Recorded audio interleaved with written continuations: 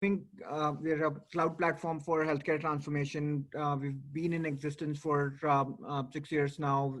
Started off basically building a horizontal data platform with various research institutions across the country, and then really converted in as we saw the challenges that of distributed data and silos of information existing in healthcare, really pivoted into being like a data platform, cloud data platform for large health systems and payers across the country, for them to really open up and create data liquidity to drive digital transformation per se. Over the last few years, we've been like incredibly fortunate to have like great customers and investors on our side. We've raised $120 million or so, and have kind of really been working with some of the largest health systems and payers across the country, helping them drive like digital transformation by having a cloud data platform and developing new solutions and product areas on top of it. The core thematic that we've kind of really been trying to address has basically been around the fact that the record systems and the intelligence systems in some way or form have really been solved for some time, and there has been a lot of effort that's been put over the last few years on those things. And as we are kind of really entering into this age of intelligence, where more and more applications and software need to be like a lot more intelligent, we basically get into this challenge of and especially in healthcare, because of the complexity of distributed data and data management software. What we've been trying to do is to kind of really create all of that into like one data platform and help health systems and drive like a lot more innovative workflows on top of it. We've done stuff like care management, patient engagement, remote patient monitoring, and we have an ecosystem of 200 applications that basically run on top of our platform.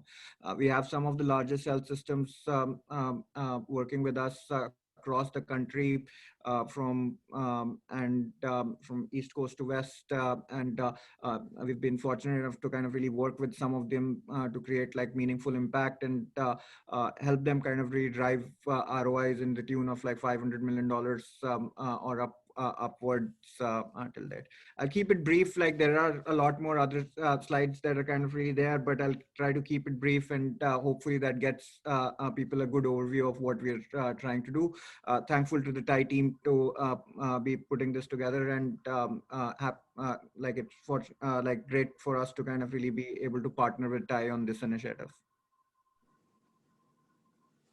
It's wonderful, and thank you for participation in this wonderful event.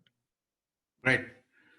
Let's start with the video, and then we'll kick off the one for which all these people have come here.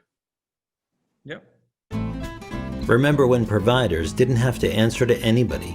When a career in medicine meant respect, satisfaction, and a dependable income?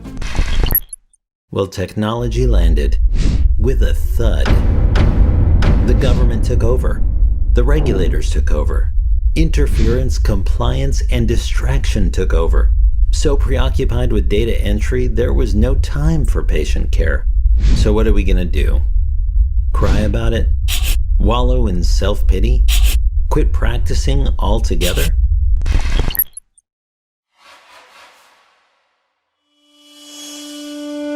What if there was still a way to win? A way to defeat the beast and change the technological course of healthcare altogether. A way to make full use of the endless data our industry is working so hard to collect. At Innovaser, we turn problems into opportunities. We do it by delivering outcomes with speed and accuracy. By helping providers realize the promise of value-based care. By making healthcare technology work the way it should. This is the Data Activation Platform, a way for healthcare to finally work as one, in hospitals, in practices, in clinics, and best of all, in the moment of care. Out with empty promises, out with spiraling healthcare costs, out with systems that don't talk to each other, out with partial patient views, out with useless data. In with Innovaser. Well, thank you everyone for being here. As I mentioned earlier, we'll start this thing off by asking the CIOs who are present here to tell us, Isia, about what they think are the gaps in their technology and what is their wish list of technologies they wish they had. So let's start with Marty Paslick. Marty is a CIO of one of the largest healthcare system in the country, HCA Healthcare. And Marty has been a long time supporter of TIE. Every time we have done a CIO forum, you see Marty has always participated in that. So thank you, Marty. And Marty, for your benefit, the audience is here consists of primarily investors and entrepreneurs, and some charter members you see who are curious about this space. So I think it's not only a forum for so exchange of information, but also for some people it's also educational. So with that editorial note, Marty, on to you. Well, it's always good to see you, Venk, and thank you for inviting me to this session today. Our priorities change on quite often. Lately, the ransomware attack on universal health systems, I think, always kind of spurs us on to re-emphasizing, our investments in that space. That was, I think it's pretty common knowledge, was a phishing attack, but the plane of the attack vector in healthcare is so broad and so complex that looking for solutions, and we heard a few of them today, especially around medical devices. Those things kind of always stay top of mind. I mean, HCA is a Fortune 50 company, and it's not a small health system, and so similar to universal health, a ransomware attack or another type of security breach could be just devastating to our companies, from the role we play in our communities to just the financial ramifications. So that always is, it's a boring topic sometimes, I'm sure, but it is very top of mind, especially when we see something of the magnitude that we saw at Universal. COVID, not that we didn't already have some plans underway and we weren't making some degree of progress, but I would say that the patient's digital journey is a space that we've always recognized that our industry is significantly behind in, and even myself as a patient, it's a frustrating journey. Again, we saw a number of startups this morning that have either are fully committed to that space or have components of their space that can help facilitate the patient's collaboration with the health system.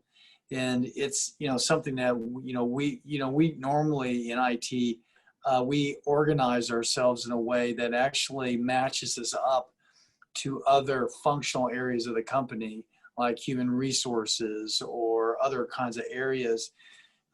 This is something we just done 100 days ago, is actually form a team that was dedicated to purpose, and that purpose was, the digital journey for our patients. And so, it's early to tell. There, we do a lot of development ourselves, but we also try to make sure that we are building in a way that is more platform oriented, so that we can incorporate the best ideas that we see in the industry.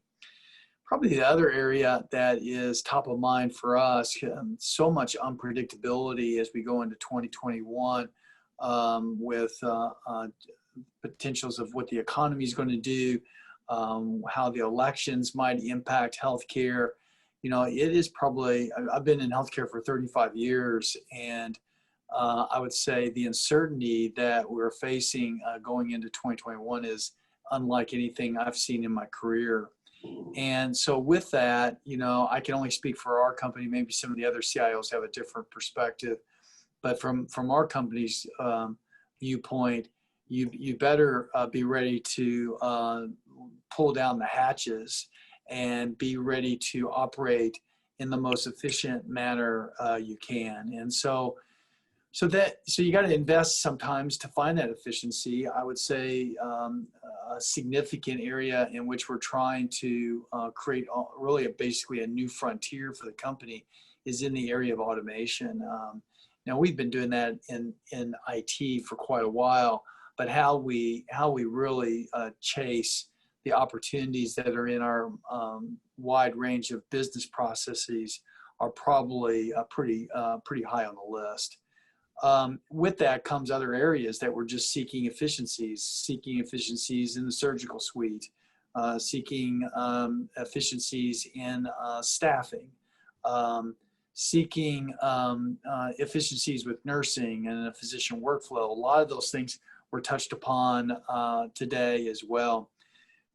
We started off talking about data, and I think we would like to claim, at least on the provider side, to have the largest single database of clinical data in the industry. But as I'm sure my colleagues can attest to, the challenge in that space is not collecting it. The challenge is to standardize it or normalize it, and so that you can have a much more prescriptive or predictive use case. So a lot of work in trying to help our operators make the very next best move in their facilities. And so I won't drag on any further than that. Those are a few things. I'm sure there will be a number of things my colleagues will mention that are certainly on our list as well, but thought I just would touch on a few of those high points. Thank you again for inviting me today. Thanks, Marty. Suja, some perspective from you as to where you see the biggest technology needs are from your standpoint. Thank you, Venk. I see a question here on what is needed from a ransomware perspective. I'll touch on that briefly. Ransomware is increasing and predominantly coming in through phishing. And so we saw this at the UCSF incident was phishing leading to ransomware and ransom actually getting paid. And likewise, while I haven't seen absolute affirmation directly from UHS, there is certainly some hints that it came through a phishing and a ransomware. So so there is a lot of focus around phishing and protecting our companies. And so there is the block rates looking for phishing and spam and blocking it. So most of us get it around 90%. And our tools today allow that, but every percentage point above that is difficult, but every percentage point also helps improve the blockage and something showing up in front of a user. Then once that 10% gets in front of the user, the clickage, how many actually get clicked is another thing. That's where our end user training. So we would rather that they don't click it and that it disappears. And then even if they click it, how much get blocked if there is a URL that they are clicking. So it's a progression and it's a continuous game that we will be working on and focused on. And it is a combination of tools as well as it's a combination of user awareness and user training. So our focus, our first and foremost focus is still COVID response. When I look at other industries, and I'm on the board of other industries, I've come from other industries, when I look at those, they are all sort of in a COVID response mode, but mostly focused on re-entry and reimagine. Whereas being in the clinical business, a lot of what we do is still very much directly in line of COVID response, watching the numbers, managing the spikes, looking at flu vaccinations, preparing to administer manage the logistics around the vaccines, continuing to scale up our testing and our ability around testing both for our own internal use as well as other commercialization purposes. So still a lot of our mind share is still very much COVID. And therefore tech therefore is also very much in that realm of supporting that. But beyond that, what are we focused on? And the themes are somewhat similar. I think I caught part of what Marty talked about.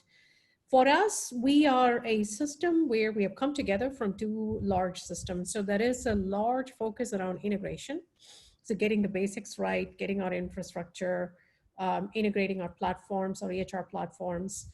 and getting our consistency of clinical workflows. So there is a lot of our focus is integration, which somebody who is not in that realm may not be particularly focused for them. There is a lot of focus around cybersecurity in addition to ransomware. So just the whole realm of risk. So there is a fairly large focus around risk, both inclusive of tech obsolescence as well as cybersecurity and risk management, risk mitigation, risk elimination, risk addressing, risk tolerance. So there is a lot of focus around risk. And then as a part of that, there is also, COVID has certainly put an emphasis around employee integration and collaboration. We went 5x our administrative workforce, and just by fact of being distributed across so many states means that our digital workplaces, not just the fact that we have places of work that are physical, but our digital workplaces and our collaboration and our ability to work.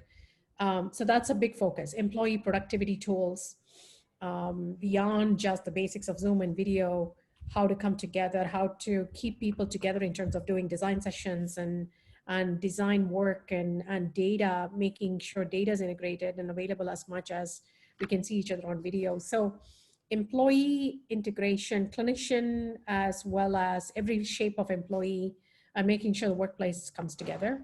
Digital is a big focus for us. We have, we look at our digital platforms in 3 major subcomponents. Number 1 is the digital experiences for the consumer coming in to be a patient along with their caregivers.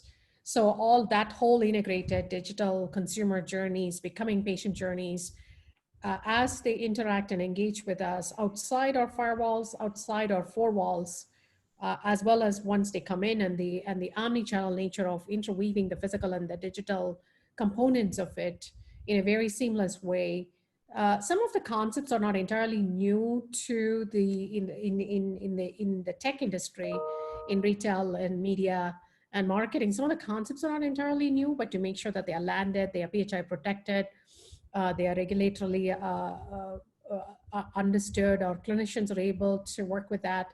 So those are some of the challenges in being able to scale that. So that's number 1. The second platform is virtual experiences.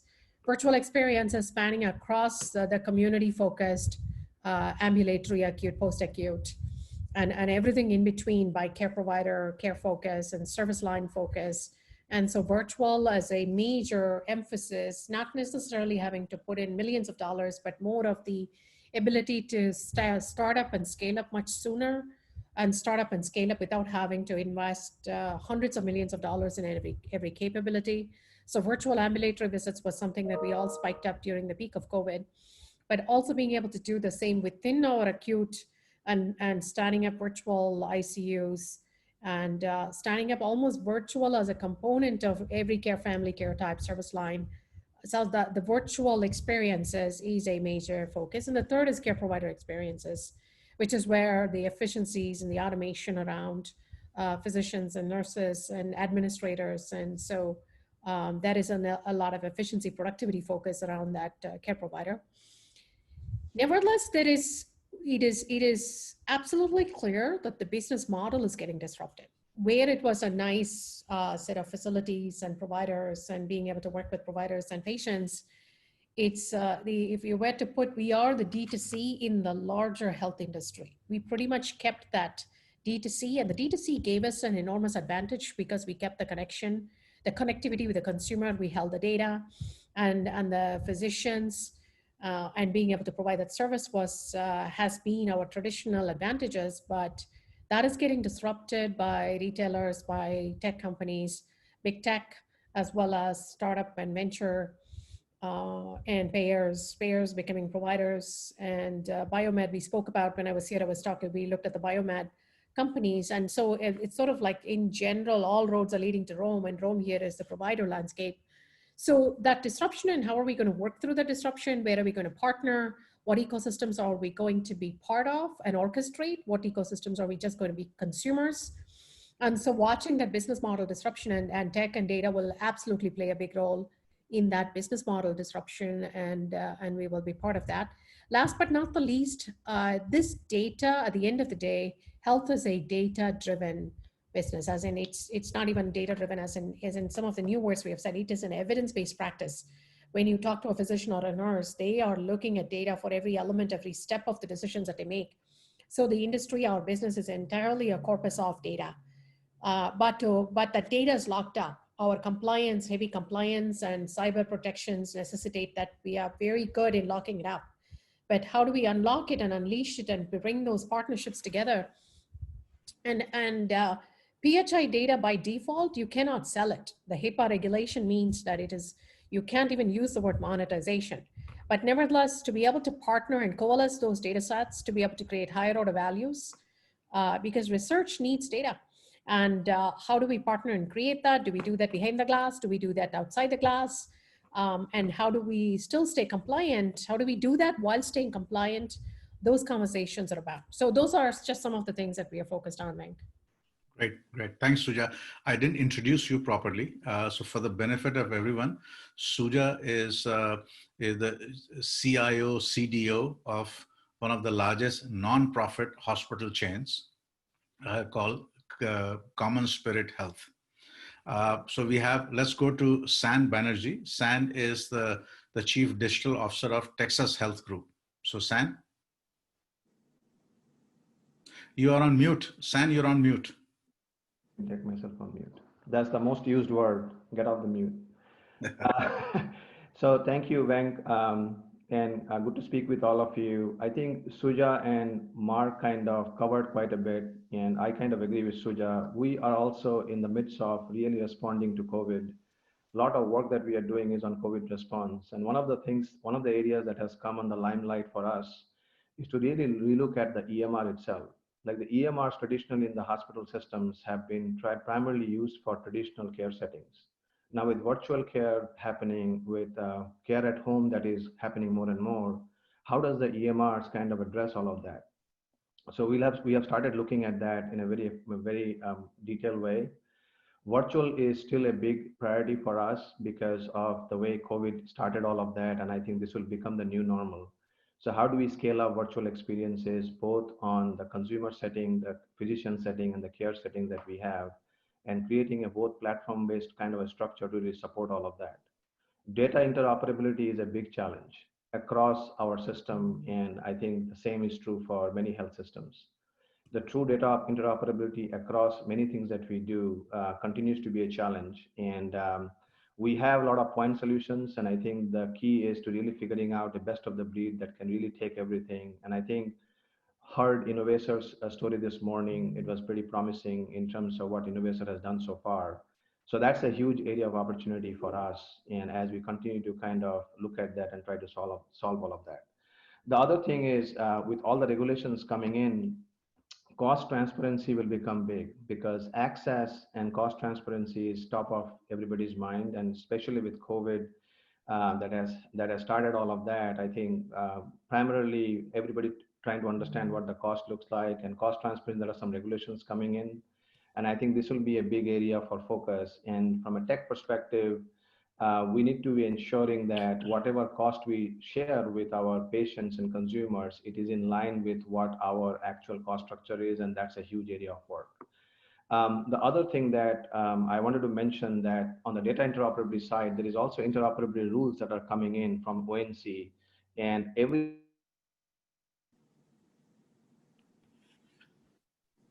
San, you put yourself on mute again. Am I where? It's better. Okay. So I think the ONC interoperability rules are coming up. There are some rulings that has happened, and I think those will be coming in effect in 2021. So I just wanted to mention that that's another big opportunity for us as well, that as we look in. And also I think as and when we go more in the consumers and patient side of the house, creating right consumer journeys and being able to address all of that on a platform is a big need for us as well. So those are some of the high points, Venk, I wanted to share. And I think this should be treated as a list added to what Suja and Marty kind of started. Great. Okay. All right. So we have lots and lots of questions. So let's just start with the questions that were sent to me ahead of time. So we have Paraswil from a VC from Canada asking the question. So Paraswil, why don't you go first? Thanks, Venk, and thanks to CIOs. Appreciate you taking the time. I think you covered the majority of the questions that I had, which is around understanding what changes post-COVID and how do you kind of tackle focusing on new innovation versus the financial uncertainty that comes because of COVID. What I wanted to understand is, as you go about building the tech stacks of tomorrow for your businesses, are you looking for best-in-class solutions? Are you looking for platforms that provide a wide variety of functionality because you are large hospital systems? Or are you looking to kind of build something in-house that combines a few of these? It'd be great to hear your thoughts on that. So maybe I can get started on that. So I think the desire and the preference from a hospital system perspective is to really get a platform-based approach. And this is keeping the total cost of ownership in mind. And a platform which really can be scalable in terms of addressing our needs, and then something that can add things as we progress. Now, we also know that from a platform perspective, not one platform is available that can really do all of that. And a lot of point solutions typically come in. But if you ask from our perspective, it is a platform approach and a kind of a scalable platform approach that can really connect everything together.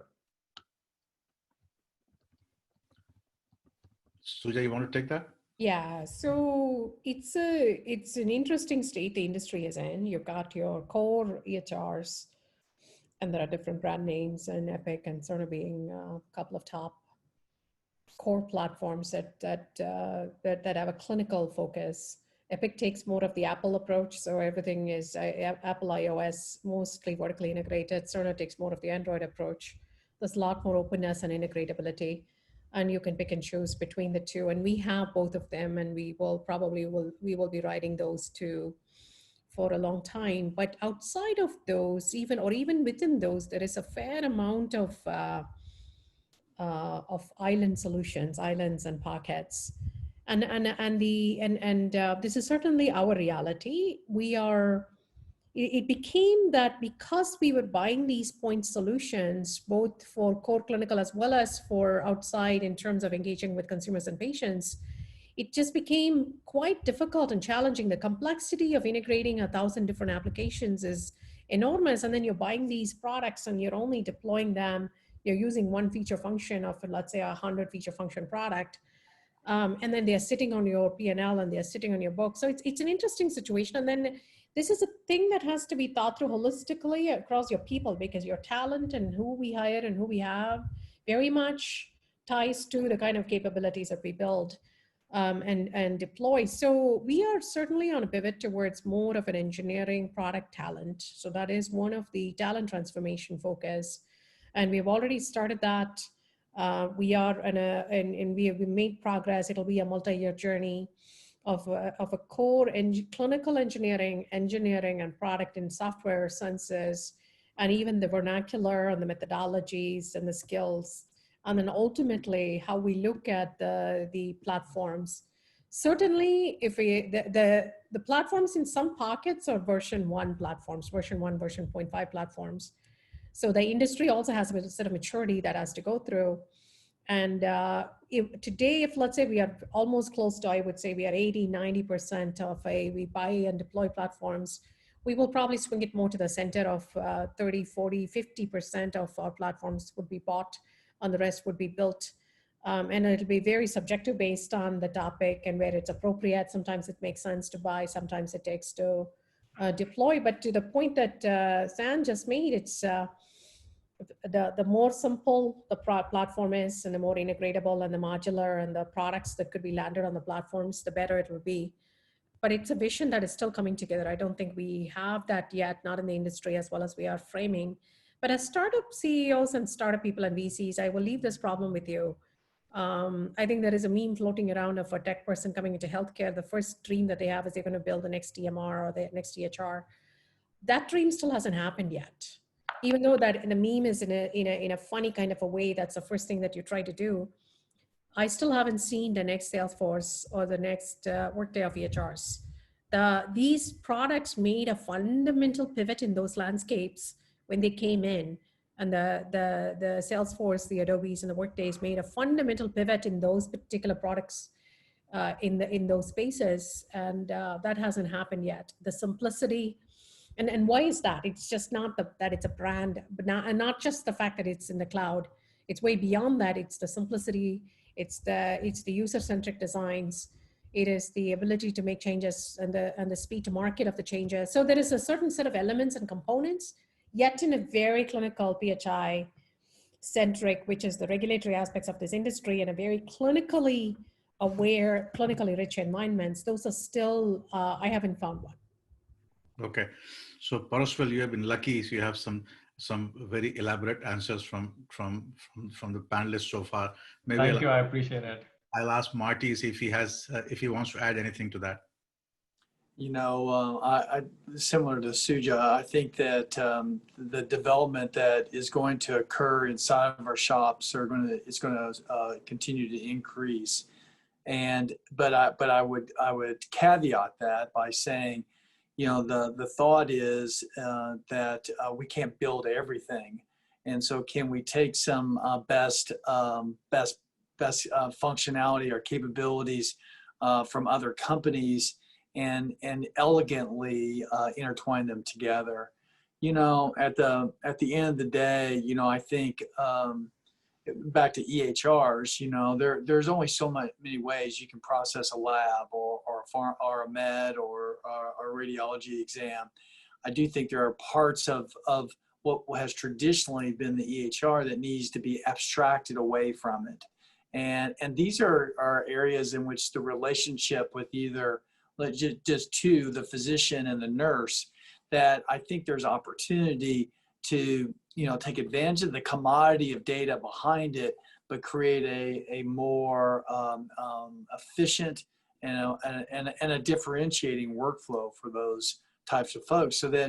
So for me, you know, there's a few things that I'd like to own. You know, I'd like to own the physician relationship. I'd like to own our nursing relationship. Those are two extremely important stakeholders to us. And then finally, you know, I'd like to own the consumer patient experience.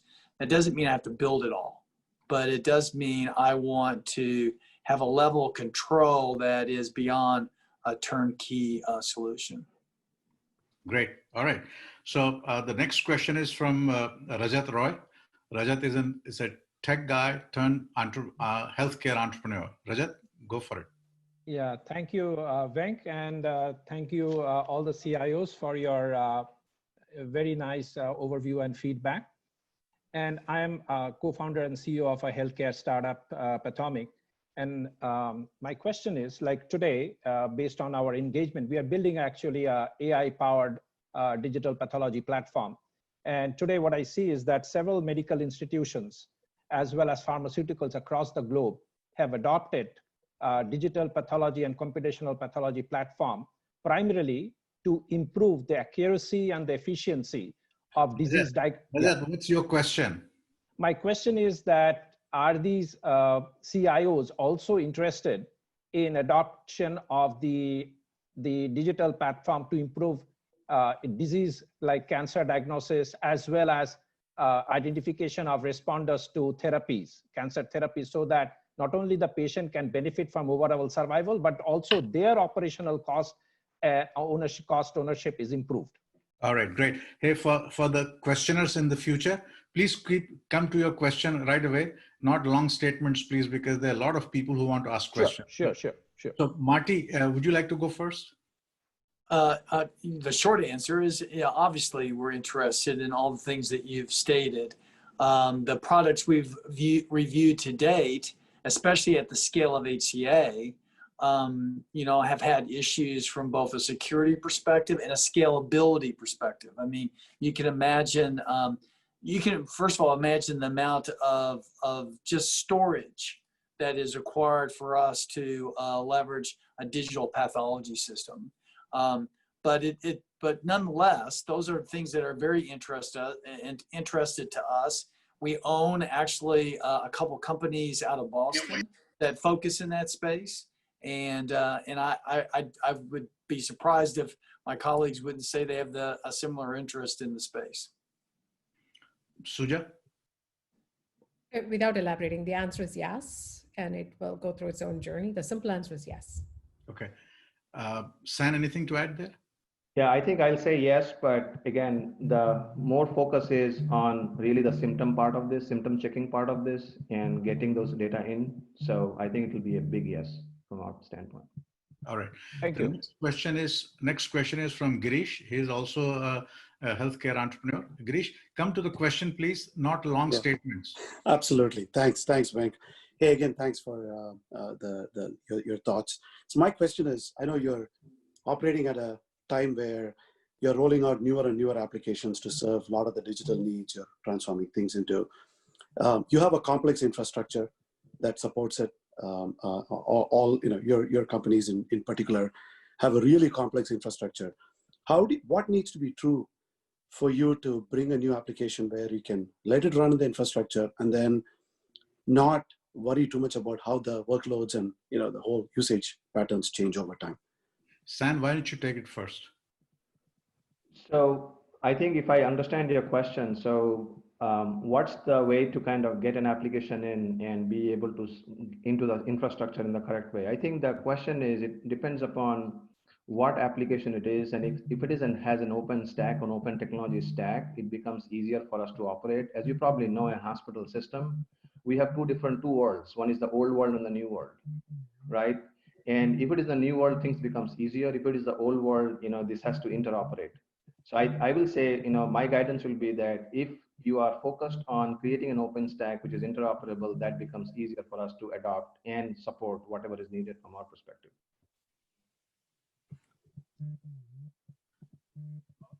Okay, let's go to the next question. Is Sudhir Kulkarni online?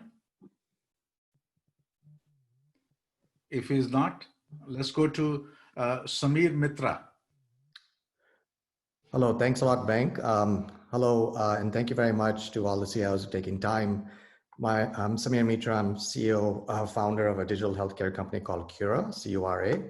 And my question is related to virtual care solutions.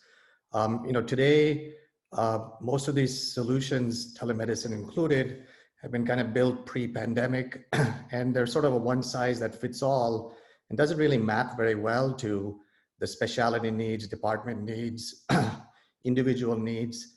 So how do you sort of see virtual care, if I were to say 2.0, evolve? What would be sort of important for you to see in a platform that can support the future virtual care needs, which is going to be like the new normal going forward? Great question. Can I take that one, Venk? Please.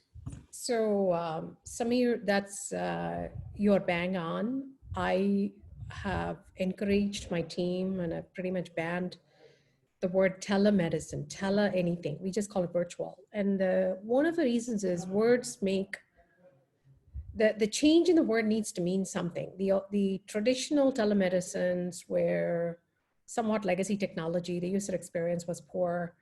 And then the anything, right? So there was the concept of eICU, which is literally a multi-million-dollar equipment from Siemens or whoever it lands, and then it takes months to integrate. So for a future virtual platform to work, it has to be, and a fundamental, simple virtual is a WebRTC call. We can make a WebRTC call and build those products ourselves, right? So leaving that aside, the future virtual capability needs to integrate with the EHR seamlessly. So whether it's your Epic or whatever, it has to integrate seamlessly. The workflow must be simplest and seamless for the clinician who is working, and it should just go in and out. Let's not forget the consumer and the patient. Not everybody has the same level of tech savvy that those of us have in this room. And so the ability for the consumer and the patient, the 80-year-old patient, to be able to get on should be as simple as it is for the 20-something. So the consumer user interface, and that the customizability, the configurability by care type and service line needs to pop out. And then the focus around ambulatory versus acute versus post-acute. So at home care and the segmentation and the targeted capabilities around that. I would say whoever is designing the VX of the future, virtual experiences of the future in a clinical context, you really start by targeting take one area in the care continuum, even fine-grain that to a particular care type, and really focus on the user experience and build it for integratability and build it for data and the richness of the data collection and the data transaction. So I'm saying a lot, but really if you think about it, it'll make sense. All right, we have a question, I think for Marty from Rajiv Chamraj. Hey Marty, this is Rajiv Chamraj. I'm CEO of Banerjee Inc. So we are building robots to automate the movements of goods and services in hospitals. We are working with one of Rajiv, come to the question. Yeah, so we are working with a big hospital chain in doing this. Is that something of interest to HCA?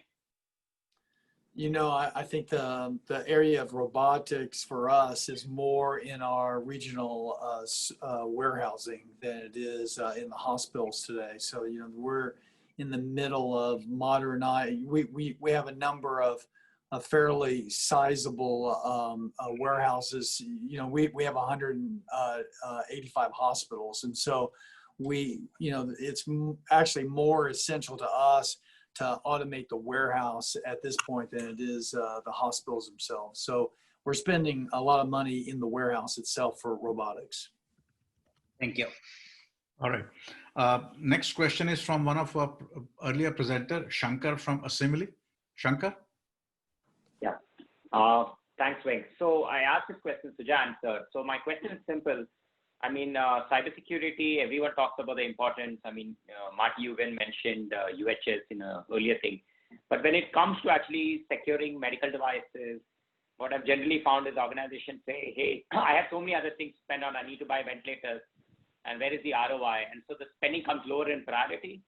And so where is it in your organization? Because you have so much to spend. COVID-19 is hitting budgets from what I see. So how do you guys see it in terms of prioritizing the spend with everything else? And I think Suja gave me a quick answer, but love to hear all your thoughts. Thanks, Suja.